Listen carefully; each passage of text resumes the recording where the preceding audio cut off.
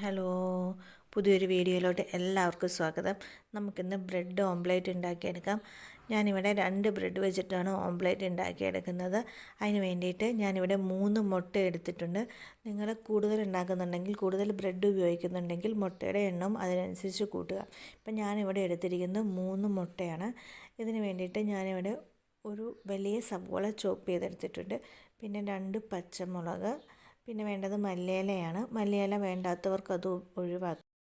ഒരു ചെറിയ തക്കാളി ചോപ്പ് ചെയ്തെടുത്തിട്ടുണ്ട്. പിന്നെ ആവശ്യത്തിന് ഉപ്പ്. നിങ്ങൾക്ക് ഈ മല്ലിയിലയ്ക്ക് പകരം കറിവേപ്പില ഉപയോഗിക്കാവുന്നതാണ്. അതുപോലെ തന്നെ ക്യാരറ്റ് ഉണ്ടെങ്കിൽ അതും യൂസ് ചെയ്യാവുന്നതാണ്. അപ്പോൾ ഞാൻ ഈ മുട്ടയൊന്ന് പൊട്ടിച്ചെടുത്ത് ഇത് നമുക്ക് നല്ലതുപോലെ എല്ലാം കൂടി ഇട്ടൊന്ന് മിക്സ് ചെയ്ത് എടുക്കാം.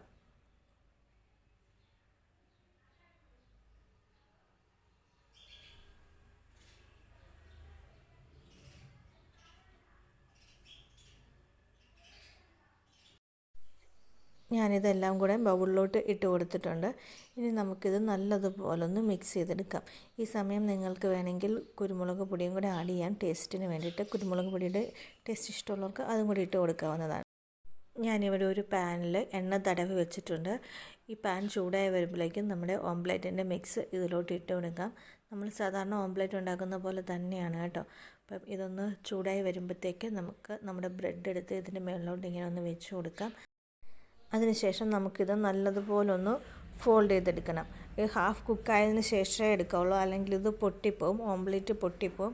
അപ്പോൾ തന്നെ ഞാനിതുപോലെ നല്ലതുപോലെ എടുത്തിട്ടുണ്ട്, ഫോൾഡ് ചെയ്തിട്ടുണ്ട്. ബ്രെഡ് മൊത്തം ഓംപ്ലേറ്റ് വെച്ച് ഫോൾഡ് ചെയ്തെടുത്തിട്ടുണ്ട്. അപ്പോൾ നമുക്കിതൊന്ന് ലോ ഫ്ലെയിമിലിട്ട് കുക്ക് ചെയ്തെടുക്കാം. അപ്പം ഞാൻ നല്ലതുപോലെ കുക്ക് ചെയ്തെടുത്തിട്ടുണ്ട്. നമ്മുടെ ബ്രെഡ് ഓംപ്ലേറ്റ് ഇവിടെ റെഡി ആയിട്ടുണ്ട്. അപ്പം വളരെ ടേസ്റ്റിയാണ്, എല്ലാവർക്കും ഇഷ്ടപ്പെടും. ഇപ്പോൾ പെട്ടെന്നൊരു ബ്രേക്ക്ഫാസ്റ്റിനോ അല്ലെങ്കിൽ ഒരു സ്നാക്സിനോ ഒക്കെ വേണ്ടിയിട്ട് നമുക്ക് പ്രിപ്പയർ ചെയ്യാൻ പറ്റുന്നതാണ്.